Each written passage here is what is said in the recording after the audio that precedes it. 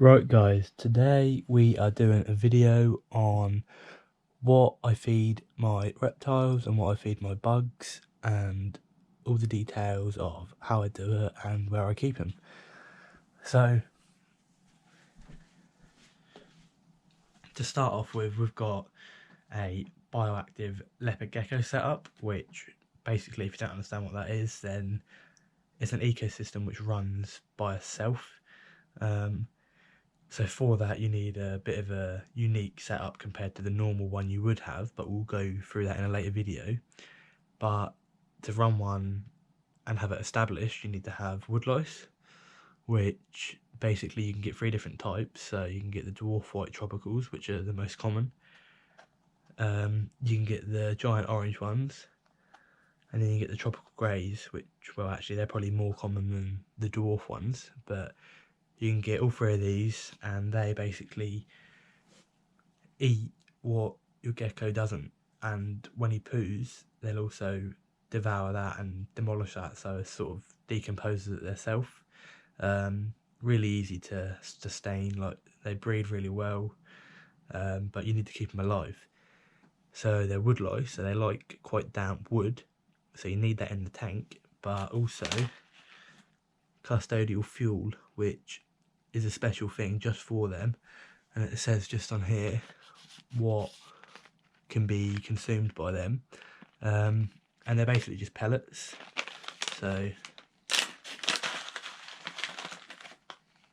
just little pellets like that, and you just scatter them around the tank.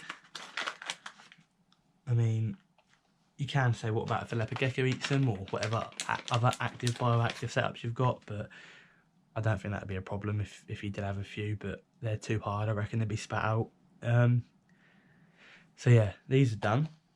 So that's just a woodlice, and say you only really need one tub of each, and then they'll just breed and sustain themselves and keep going. Tongs for everything, so you need tongs for holding mice and for getting locusts, crickets, mealworms, waxworms, so they're always good to have so you don't get your fingers nipped off. Waxworms, which, as you already probably know, they're used as a treat and a treat only. So you, again, probably know what these look like, but and I absolutely love them, any animal. Leopard geckos, bearded dragons, all the bug-eating reptiles would devour them. So you're meant to say 1 a month for these, because they can get addicted to them, and that's the last thing you want, because diet-wise they're rubbish. They don't provide nothing, they're just a nice snack, and if you leave them too long they'll go into cocoons like that and come out as moths. So that's the only thing, you sort of have to buy them in bulk like this, but you'll never use them. But there you go. We've gone through this already, just the food that you put out. Don't need to do it very often. All the information's on it back there, but this is ordered from Swell Reptiles, and this is part of the Eco Earth Pro range, which is all about bioactive setups, so go check that out if you want to know a little bit more. Really easy for the snakes, just whatever size they need in mice, which you go down the thickest part of their body, and that width has to be the same width as the rodent they're eating. So because mine's only young at the minute, it's just on the pinkies. We have a few others which are on the large fluffies and stuff like that, but at the minute just on the pinkies, which, viewer discretion, are quite sweet. So yeah, he needs to go back in the freezer before he defrosts. Last and not least, well, we'll go through these quick to get them out of the way. Bug balls, just to keep your bugs hydrated. No one seems to care about the bugs, but the healthier the bugs are, the healthier your reptile's going to be. So it really does benefit with all this extra care. Yeah, so bug balls, get them from any pet shop, anywhere. And then this tub here, if I take you off there a minute, this tub here has everything we need in it.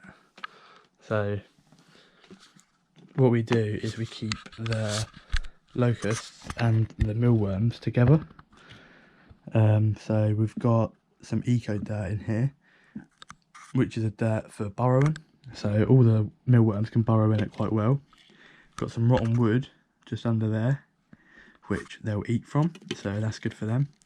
And then we've got the locusts. My leopard gecko only really eats locusts over crickets, quite fussy, but it's just the way he is. I find locusts are better anyway, they live for longer.